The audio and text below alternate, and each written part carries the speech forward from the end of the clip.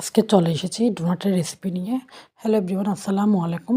ডোনাটের খামের জন্য 2 কাপ ময়দায় আমি একটা ডিম, সামান্য চিনি, লবণ আর ইস্ট দিয়ে মেখে নিয়েছি।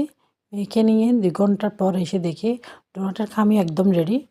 ডোনাটের খামিটাকে ভালো করে মথে নিব, ভিতরে বাতাসটা ছাড়িয়ে নিতে হবে। এরপর মোটা মোটা করে রুটি বেলতে হবে। রুটি বেলার পর একটা গ্লাসের মুখ দিয়ে ডোনাটা শেপ দিয়ে কেটে নিব। মাঝখানের ডিজাইনটা করব আমি একটা নজেল দিয়ে। নজেলটা দিয়ে মাঝখানে ডিজাইনটা করার পর কাটা অংশগুলো দিয়ে আমি আরও একটা রুটি তৈরি করব। রুটি তৈরি করে আবার ডোনাটের শেপ দিয়ে নিব। ডোনাটের শেপ দিয়ে নেওয়ার পর সবগুলো ডোনাট আমার প্রায় রেডি হয়ে গিয়েছে। এইবার চলে যাব চুলায়। চুলায় একটা তাওয়াতে একটু তেল দিয়ে, পরিমাণ মতো তেল দিয়ে তেলটা কুসুম গরম হতে দিতে হবে। তারপর 1 চামচ বাটার দিব। বাটারটা দিলে একটু স্মেল হয়, স্মেলটা অনেক ভালো লাগে।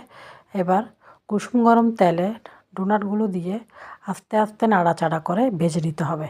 ভেজে নিয়ে এভাবে একটা স্টিক দিয়ে তুললে তেলটা খুব তাড়াতাড়ি ঝরে যায়। তারপর সবগুলো ডোনাট এভাবে ভেজে নিব। ভেজে নেওয়ার পরে ঠান্ডা হতে দিতে হবে।